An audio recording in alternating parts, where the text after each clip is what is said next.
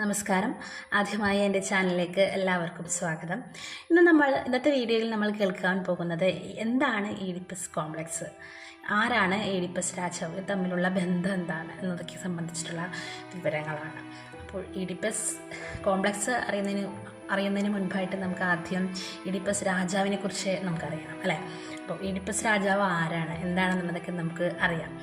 സോഫോക്ലിസിനെ കുറിച്ചാണ് നമുക്ക് ഈഡിപ്പസിനെ കുറിച്ച് പറയുമ്പോൾ ആദ്യം പറയേണ്ട ഒരു പേര് എന്ന് പറയുന്നത് സോഫോക്ലിസ് ആണ്. അദ്ദേഹം ഗ്രീക്ക് നാടകൃത്താണ് സോഫോക്ലിസ്. ഈഡിപ്പസ് രാജാവാണ് അദ്ദേഹത്തിൻ്റെ നാടകകലയുടെ മകുടമായി വാഴ്ത്തപ്പെടുന്നത്. ഈഡിപ്പസ് ഒരു ഗ്രീക്ക് ദുരന്ത നാടകമാണ്. എല്ലാ ഗ്രീക്ക് ദുരന്ത നാടകങ്ങളും പ്രമേയമായി സ്വീകരിക്കുന്നത് ഏതെങ്കിലും പുരാണകഥയായിരിക്കും. അപ്പോൾ ഇവിടെ ഈഡിപ്പസ് എന്ന നാടകത്തിൽ തീബൻ പുരാണമാണ് സോഫോക്ലിസ് എന്ന കലാകാരൻ കൈകൊണ്ടിരിക്കുന്നത്. അങ്ങനെയാണ്. അപ്പോൾ നമുക്ക് തീബൻ പുരാണം എന്ന് പറയുമ്പോൾ അതെന്താണ്, ആ നാടകത്തിൽ എന്താണ് അദ്ദേഹം തീബൻ പുരാണം എന്താണെന്ന് അറിയണം, എന്താണ് പ്രമേയമാക്കിയിരിക്കുന്നത്, അല്ലേ? നമുക്കത് അറിയണം. നാടകത്തിൻ്റെ ഇതിവൃത്തം അതാണെന്ന് പറയുമ്പോൾ നമുക്ക് കഥയെക്കുറിച്ച് നമുക്ക് അറിയണം. പിന്നെ ഈ നാടകം മലയാളത്തിൽ വിവർത്തനം ചെയ്തത് CJ തോമസ് ആണെന്ന് ഞാൻ ഓർമ്മിപ്പിക്കുന്നു. അപ്പോൾ നമുക്ക് നാടകത്തിലേക്ക് കിടക്കാം. ഈഡിപ്പസിൻ്റെ കഥ ഇങ്ങനെയാണ്. തീബ്സിലെ രാജകീയ ദമ്പതിമാരായ ലയൂസ് ജൊക്കസ്റ്റാമാർക്ക് ജനിച്ച പുത്രനാണ് ഈഡിപ്പസ്. ഈ പുത്രൻ ജനിച്ച വേളയിലുണ്ടായ പ്രവചനം അതിഭീകരമായിരുന്നു. എന്താണ് ആ പ്രവചനം? ഇവൻ തൻ്റെ പിതാവിനെ വധിക്കുകയും മാതാവിനെ വേൽക്കുകയും ചെയ്യും എന്നായിരുന്നു ആ പ്രവചനം. അപ്പോൾ ഭയങ്കരമായ ഒരു പ്രവചനം, അല്ലേ? എത്ര നമുക്കത് കേൾക്കുമ്പോൾ തന്നെ ആ പ്രവചനം ഒന്ന് ഓർത്തു നോക്കി, എത്ര ഒരു മ്ലേച്ഛമാണ്, എത്ര ഭീകരമാണ് ആ പ്രവചനം. അപ്പോൾ അതുകൊണ്ട് ലയൂസ് രാജാവ് എന്ത് ചെയ്യും? ആ അരുമ ശിശുവിനെ ഉപേക്ഷിക്കാൻ തീരുമാനിച്ചു. അങ്ങനെ ആ രാജാവ് കിദ്രോൺ മലയിൽ കൊണ്ടുപോയി ആ കുഞ്ഞിനെ വധിച്ചു കളയാൻ വേണ്ടി ഒരു ഇടയനെ ഏൽപ്പിക്കുകയാണ് ചെയ്യുന്നത്. എന്നാൽ എന്ത് ചെയ്യും? ആ ഇടയനെ മലയിലേക്ക് കൊണ്ടുപോയ ഈ ഇടയന് ആ ചൂരക്കുഞ്ഞിനെ സ്വന്തം കൈകൊണ്ട് കൊല്ലാൻ മനസ്സ് വരാതെ ആ ഇടയൻ എന്ത് ചെയ്യും? തന്നോട് ഇടക്കാൽ ചങ്ങാത്തം കൂടിയ മറ്റൊരു ഇടയനെ കുഞ്ഞിന് സമ്മാനിക്കുകയാണ് ചെയ്യുന്നത്. ആ കുഞ്ഞിനെ ഏറ്റുവാങ്ങിയ ആ ഇടയൻ കോരിന്ത് രാജാവായ പോളിബസിന് കുഞ്ഞിനെ നൽകുകയാണ് ചെയ്യുന്നത്. അപ്പോൾ കോരിന്ത് രാജാവായ പോളിബസ് കുഞ്ഞുങ്ങളില്ലാതെ വിഷമിച്ച് കഴിയുന്നൊരു ഘട്ടത്തിലാണ് ഈ ഇടയൻ ഈ കുഞ്ഞിനെയും കൊണ്ട് അദ്ദേഹത്തിൻ്റെ അടുത്തേക്ക് ചെല്ലുന്നത്, ആ രാജാവിൻ്റെ അരികിലേക്ക് ചെല്ലുന്നത്. അങ്ങനെ കോരിന്തിലെ രാജകുമാരനായിട്ട് പിന്നീട് ഈഡിപ്പസിൻ്റെ വളർച്ചയാണ് കാണുന്നത്. അങ്ങനെ പിന്നെ ഒരു യൗവനാരംഭത്തിൽ എപ്പോഴോ തൻ്റെ പിതൃത്വത്തെ ചൊല്ലി ഒരു സംശയം കുമാരൻ്റെ ചെവിയിലെത്തുകയാണ്. സത്യം അറിയാൻ വേണ്ടി ഈഡിപ്പസ് രാജാവ് നേരെ ഡെൽഫി ക്ഷേത്രത്തിലേക്ക് എത്തുകയാണ് ചെയ്യുന്നത്. പക്ഷേ ക്ഷേത്രത്തിൽ പ്രവേശിക്കുന്നതിന് മുൻപ് ഒരു വലിയ അരുളപ്പാടുണ്ടാകുകയാണ്. ശപിക്കപ്പെട്ടവനെ, വിശുദ്ധ സ്ഥലത്ത് പ്രവേശിക്കരുത്. നീ നിന്റെ അച്ഛനെ വധിച്ച് അമ്മയെ പരിണയിക്കും. തൻ്റെ ശിരസിന് മേൽ തൂങ്ങുന്ന മ്ലേച്ഛവും ഭീകരവുമായ വിധിയിൽ നിന്ന് രക്ഷപ്പെടുവാൻ വേണ്ടി. പിന്നീട് ആ അരുളപ്പാട് കേട്ടപ്പോൾ ഈഡിപ്പസ് രാജാവ് ആ ഒരു മ്ലേച്ഛവും ഭീകരവുമായൊരു വിധിയാണല്ലോ, അതിൽ നിന്ന് രക്ഷപ്പെടണ്ടേ. അപ്പോൾ ഈഡിപ്പസ് രാജാവ് എന്ത് ചെയ്യും? കോരിന്തിൽ നിന്ന് അദ്ദേഹം നാടുവിടുകയാണ് ചെയ്യുന്നത്. അപ്പോൾ ശപഥം എടുത്തിട്ട് എങ്ങോട്ടോ ഈഡിപ്പസ് പാഞ്ഞു പോകും. കാരണം അദ്ദേഹത്തിന് പിന്നെ ഭയമാണ്. കാരണം രാജാവിനെ കൊല്ലും, സ്വന്തം അച്ഛനെ കൊല്ലും, അമ്മയെ വിവാഹം കഴിക്കുമെന്നാണ് പ്രവചനം. അപ്പോൾ അതിൽ ഭയന്നിട്ട് ഈഡിപ്പസ് രാജാവ് എങ്ങോട്ടൊന്നല്ലാതെ നാട് വിട്ടു പോകും. ആ പോകുന്ന വഴിയിൽ ദൈവകൃതമായ വിധിയിൽ നിന്നുണ്ടോ ഒരു മനുഷ്യന് രക്ഷപ്പെടാൻ കഴിയില്ല എന്ന് പറയുന്നത് ഒരു വിധിയാണ്. അപ്പോൾ ഈഡിപ്പസ് രാജാവ് എന്താണ് ചെയ്യുന്നത്? ഈ വിധിയിൽ നിന്ന് രക്ഷപ്പെടാൻ നോക്കുമ്പോൾ വിധിയുടെ ക്രൂരമായ കരങ്ങളിൽ ചെന്ന് തന്നെ ഈഡിപ്പസ് ചെന്ന് ചാടുകയാണ്. എങ്ങനെയാണ്? വഴിയിൽ വെച്ചിട്ട് സ്വന്തം അച്ഛനായ ലയൂസിനെ കണ്ടുമുട്ടുകയാണ്. അപ്പോൾ ഈഡിപ്പസിന് അറിയില്ല അത് സ്വന്തം പിതാവാണെന്നുള്ളത്. ഈഡിപ്പസിന് അറിയില്ല. അവിടെ ഉണ്ടായ ഒരു വഴക്കിൽ ഈഡിപ്പസ് ലയൂസിനെ പ്രഹരിക്കാൻ ഓങ്ങുമ്പോൾ രഥത്തിൽ നിന്നും ലയൂസ് രാജാവ് വീഴും. കുതിരകൾ ഇടയുമ്പോൾ ലയൂസ് രാജാവ് വീഴും. രഥം ഒരു വശത്തേക്ക് മറിഞ്ഞാണ് അദ്ദേഹം മരിച്ചപ്പോൾ പ്രവചനത്തിൻ്റെ 1-ാം ഭാഗം ശരിയായി, അത് പ്രവചനം ഫലിച്ചു എന്ന് പറയാം. ഇനി പ്രവചനത്തിൻ്റെ 2-ാം ഭാഗം ബാക്കി നിൽക്കുകയാണ്. എന്താണ്? അമ്മയെ വിവാഹം കഴിക്കും എന്നുള്ളത് ബാക്കി നിൽക്കുകയാണ്. അപ്പോൾ അത് നടക്കുമോ എന്ന് നമുക്ക് അറിയണ്ടേ. അങ്ങനെ ഈഡിപ്പസ് രാജാവ് പിന്നെ നേരെ നടന്നെത്തുന്നത് തീബ്സ് എന്ന നഗരത്തിലേക്കാണ്. അപ്പോൾ തീബ്സ് എന്താണ്? രാജാവിൻ്റെ സ്ഥലമാണ്, രാജാവിൻ്റെ രാജ്യമാണ്.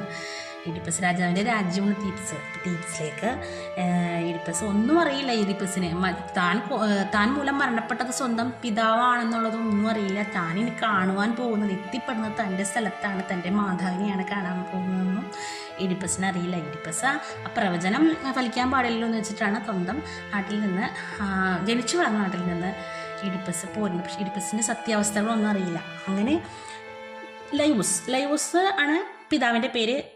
ഈഡിപ്പസ് എത്തിച്ചേരുന്ന സ്ഥലം തീപ്സ് ആണ് കേട്ടോ. പേരുകൾ മാറിപ്പോയത്. അപ്പോൾ തീപ്സ് എന്നുള്ള സ്ഥലത്തേക്ക് എത്തിച്ചേരണം.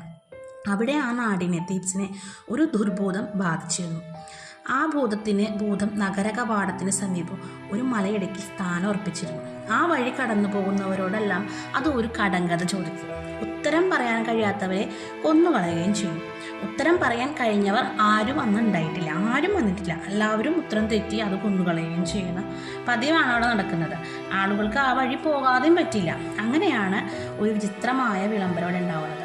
ആ ദുർബോധത്തിൻ്റെ കടങ്കഥയ്ക്ക് ഉത്തരം പറയുന്ന ആൾക്ക് തീപ്സിൻ്റെ സിംഹാസനം ഒഴിഞ്ഞിടയ്ക്കാണ്. കാരണം ലയോസ് മരിച്ചു പോയല്ലോ. അപ്പം ആ സിംഹാസനവും ലഭിക്കും. കൂടാതെ വിധവയായ രാജ്ഞി ജൊക്കസ്റ്റയെ ഭാര്യയായും കിട്ടും. അങ്ങനെ അപ്പോൾ ഈഡിപ്പസ് ഇതൊന്നും അറിയുന്നില്ല. അപ്പം ഈഡിപ്പസ് വന്നിട്ട് ദുർബോധത്തെ കണ്ടുമുട്ടുകയും ദുർബോധം ചോദ്യം ചോദിക്കുന്നു. ഉത്തരം കൃത്യമായിട്ട് ഈഡിപ്പസ് പറയുകയും ചെയ്യും. അപ്പോൾ ദുർബോധം കടങ്കഥ ചോദിക്കുന്ന ആ കടങ്കഥ ഇതാണ്: പ്രഭാതത്തിൽ 4 കാലിലും മധ്യാഹ്നത്തിൽ 2 കാലിലും സായാഹ്നത്തിൽ 3 കാലിലും നടക്കുന്ന ജീവി ഏത് എന്നായിരുന്നു ചോദ്യം. ഈഡിപ്പസ് അതിന് കൃത്യമായിട്ട് ഉത്തരം പറഞ്ഞു എന്ന് ഞാൻ പറഞ്ഞല്ലോ. മനുഷ്യൻ ആണ് ഉത്തരം. മനുഷ്യൻ എങ്ങനെയാണ്? ശൈശവത്തിൽ കൈകാലുകൾ നിലത്തുറപ്പിച്ചും യൗവനത്തിൽ ഇരുകാലുകളിൽ നിവർന്നും വാർദ്ധക്യത്തിൽ വടിയൊന്നും മുക്കാലിൽ നടക്കുന്നവനാണല്ലോ മനുഷ്യൻ എന്നാണ് ഈഡിപ്പസ് പറഞ്ഞ ഉത്തരം. വളരെ കൃത്യം.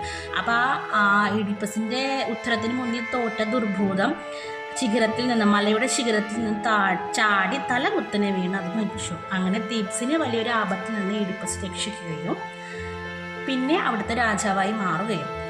രണ്ടാമത്തെ പ്രവചനം ഓർക്കുക: ജൊക്കസ്റ്റ രാജ്ഞിയെ കല്യാണം കഴിക്കുകയും 4 കുട്ടികളുണ്ടാവുന്നു.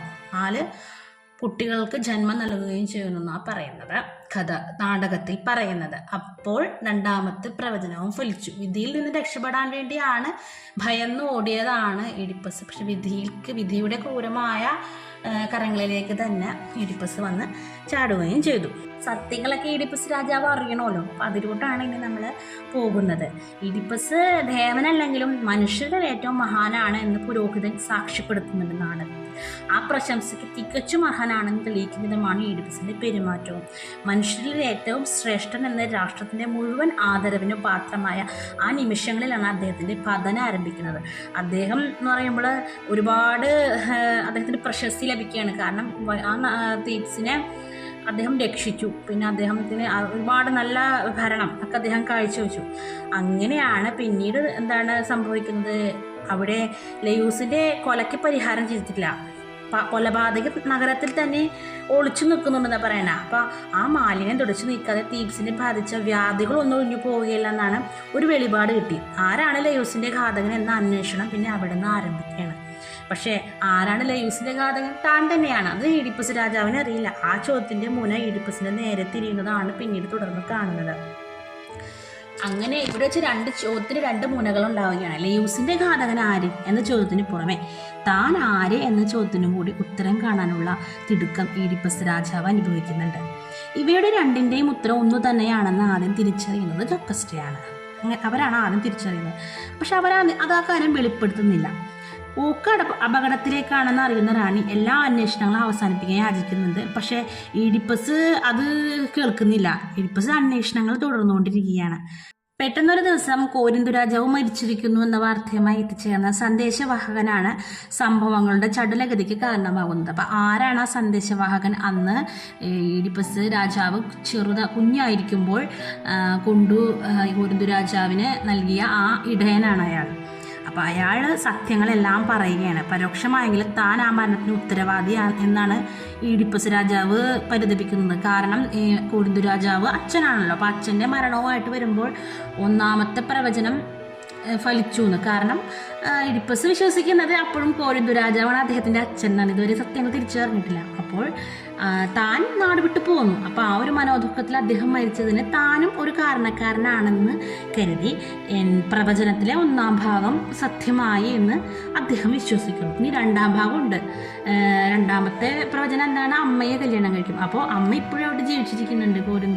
കോരിന്തു രാജ്യത്തിൽ അമ്മ ഇപ്പോഴും ജീവിച്ചിരിക്കുന്നുണ്ട്. അപ്പോൾ അവിടേക്ക് താൻ വരില്ല എന്ന് ഈഡിപ്പസ് പറയുമ്പോൾ പിന്നീട് ആ ഇടയൻ എല്ലാ സത്യങ്ങളും പറയുകയാണ്. ദൂതന് സത്യം പറയേണ്ടി വരികയാണ്. അദ്ദേഹം കോരിന്ത് രാജാവിൻ്റെ മകനല്ലെന്നും താനാണ് ശിശുവിനെ രാജാവിന് സമ്മാനിച്ചത് എന്നുമുള്ള നഗ്ന സത്യം, വലിയൊരു സത്യം പറയുകയാണ്. അവങ്ങളുടെ ഗതി എല്ലാം മുൻകൂട്ടി അറിഞ്ഞ ജോക്കസ്റ്റ പിന്നീട് ജോക്കസ്റ്റയ്ക്ക് ഈഡിപ്പസിനെ എല്ലാ അന്വേഷണങ്ങളിൽ നിന്ന് പിൻവലിപ്പിക്കാനുള്ള ശ്രമങ്ങളൊക്കെ പരാജയപ്പെടുകയും ചെയ്തു. സത്യങ്ങളൊക്കെ ഈഡിപ്പസ് അറിയുകയും ചെയ്തു. അങ്ങനെ പിന്നെ ജോക്കസ്റ്റ ആത്മഹത്യ ചെയ്യുകയാണ്. നാടകത്തിൻ്റെ അവസാന ഭാഗത്ത് ആത്മഹത്യ ചെയ്യുകയാണ് നമ്മൾ കാണുന്നത്.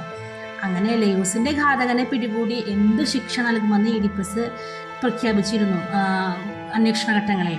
അപ്പോൾ പക്ഷെ പിടിക്കപ്പെടാൻ പോകുന്നത് താൻ തന്നെയാണെന്ന് അറിയാതെ നടത്തിയൊരു പ്രഖ്യാപനമായിരുന്നു അന്ന് ആ വേളയിൽ. അക്കാര്യം അറിഞ്ഞതിന് ശേഷം വിധിയിൽ മാറ്റം വരുത്തണമെന്നൊന്നും ഈഡിപ്പസ് ആലോചിക്കുന്നില്ല. വിധി തൻ്റെ മേലായാലും അത് നടക്കുക തന്നെ വേണം. അതായത് ശിക്ഷ തനിക്കായാലും താൻ ശിക്ഷിക്കപ്പെടണം. തനിക്ക് മരണശിക്ഷ വിധിക്കാൻ പറ്റില്ല. അപ്പോൾ അതിനൊരു കാരണം പറയുന്നത് മരണശിക്ഷ തനിക്ക് വിധിക്കാൻ പറ്റില്ല. അപ്പോൾ കാരണം പരലോകത്തെത്തിയാൽ, അപ്പോൾ ജോക്കസ്റ്റ മരിച്ചു കഴിഞ്ഞു. അപ്പോൾ പരലോകത്തെത്തിയാൽ തൻ്റെ മാതാപിതാക്കളെ താൻ അഭിമുഖീകരിക്കേണ്ടി വരും. കാരണം താൻ പാപിയാണ്.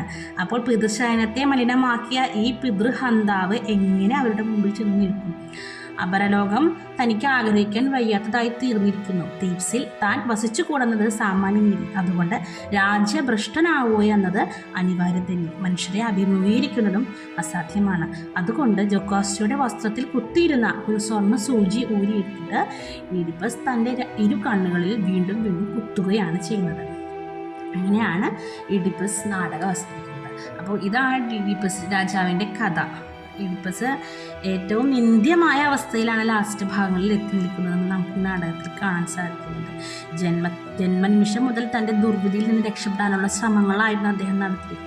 മാതാപിതാക്കൾ ആ ശിശുവിനെ ഉപേക്ഷിച്ച് കളഞ്ഞത് അതിനു വേണ്ടിയായിരുന്നു. അങ്ങനെ ഒരു ഇത് നടക്കണ്ടെന്ന് കരുതിയിട്ടാണ് മാതാപിതാക്കൾ ഉപേക്ഷിച്ച് കളഞ്ഞതെങ്കിലും വിധി ഒരുക്കി വെച്ച കുരുക്കിലേക്ക് തന്നെ അദ്ദേഹം വീണ്ടും വന്നു ചാടി. ഈ ഈഡിപ്പസ് കോംപ്ലക്സ് എന്താണെന്ന് അറിയണം. ഈഡിപ്പസ് കോംപ്ലക്സ് എന്ന പേര് അറിയാതെയാണ്, എങ്കിലും ആ പേര് ആശ്രയിച്ച് നിൽക്കുന്നത് ഈ ഈഡിപ്പസ് രാജാവിനെ അദ്ദേഹത്തിൻ്റെ കഥയൊക്കെ ആയിട്ടാണ് അറിയാതെ ആശ്രയിച്ച് നിൽക്കുന്നത്. അപ്പോൾ ഒരു ഓസ്ട്രിയൻ ഭിഷകരനായ സിഗ്മണ്ട് ഫ്രോയിഡ്, അദ്ദേഹം ഒരു മനഃശാസ്ത്രജ്ഞനാണ്. അപ്പോൾ അദ്ദേഹത്തിൻ്റെ മനശ്ലേഷണ സിദ്ധാന്തം അനുസരിച്ച് മാതാപിതാക്കളിൽ എതിർലിംഗത്തിൽപ്പെട്ടയാളെ സ്വന്തമാക്കാനും സ്വലിംഗത്തിൽപ്പെട്ടയാളെ വകവരുത്താനുമുള്ള അബോധ വാഞ്ചയെ കേന്ദ്രീകരിച്ച് മനുഷ്യ ശിശുക്കളിൽ രൂപപ്പെട്ടു വരികയും അടിച്ചമർത്തപ്പെട്ടു നിൽക്കുകയും ചെയ്യുന്ന ഒരു പറ്റം വികാരങ്ങൾ, ആശയങ്ങൾ ആണ് ഈ ഈഡിപ്പസ് കോംപ്ലക്സ് എന്ന് പറയുന്നത്. ഈ ഈഡിപ്പസ് കോംപ്ലക്സ് പ്രത്യക്ഷപ്പെടുന്നതിന് ഒരു ഇഡിപ്പൻ ദശ എന്നാണ് പറയുന്നത്. അത് ഒരു 3 മുതൽ 5 വയസ്സ് വരെയുള്ള ഘട്ടത്തെയാണ് ക്ലാസിക്കൽ മനോവിശ്ലേഷണ സിദ്ധാന്തം അനുസരിച്ചിട്ട് ആ ഒരു ടൈമിലാണ് ഇതിങ്ങനെ പ്രത്യക്ഷമാകുമെന്നാണ് പറയുന്നത്. ഈ വികാര സമുച്ചയത്തിൻ്റെ പ്രകടന കാലമായിട്ടാണ് കണക്കാക്കുന്നത്. അതുമാത്രമല്ല തന്നെ ഈഡിപ്പൻ ലക്ഷണങ്ങൾ ഈ ഘട്ടത്തിന് മുന്നും പ്രകടമായെന്ന് വരാം. ഇപ്പോഴത്തെ ഹിസ്റ്റീരിയ ഒരുതരം ന്യൂറോസിസ് ബാധിച്ച രോഗികളെ ചികിത്സിക്കുന്നതിനാണ് ഇത് വികസിപ്പിച്ചെടുത്തത്. അപ്പോൾ ഈ വിഷയത്തെക്കുറിച്ച് നമ്മൾ പറയുകയാണെങ്കിൽ, ഫ്രോയിഡിനെ കുറിച്ചും മനോവിശ്ലേഷണ സിദ്ധാന്തത്തെക്കുറിച്ചൊക്കെ പറയുകയാണെങ്കിൽ അതങ്ങനെ ഒരുപാട് കണക്ട് ചെയ്ത് പോകുന്ന ഒരു ടോപ്പിക് ആയതുകൊണ്ട് നമുക്കത് അതിനെക്കുറിച്ച് കൂടുതൽ പറയാൻ പറ്റില്ല. പിന്നെ അദ്ദേഹത്തിൻ്റെ സിദ്ധാന്തങ്ങളൊക്കെ എടുത്തുമ്പോൾ മറ്റു പല വിഷയങ്ങളുണ്ട്, ബന്ധപ്പെട്ട് കിടക്കുന്ന കാര്യങ്ങളാണ്, ഒരുപാട് കാര്യങ്ങളുണ്ട് പറയാനായിട്ട്. അപ്പോൾ ഈഡിപ്പസ് കോംപ്ലക്സ് എന്താണ്, ഈഡിപ്പസ് രാജാവിൻ്റെ കഥ എന്താണ് എന്നുള്ള ഏകദേശ രൂപം നിങ്ങൾക്ക് എല്ലാവർക്കും കിട്ടിയെന്ന് ഞാൻ കരുതുന്നു. അപ്പോൾ വീഡിയോ ഇഷ്ടമായെങ്കിൽ എല്ലാവരും ലൈക്ക് ചെയ്യുക, കമൻറ്റ് ചെയ്യുക, സബ്സ്ക്രൈബ് ചെയ്യുക. Thank you.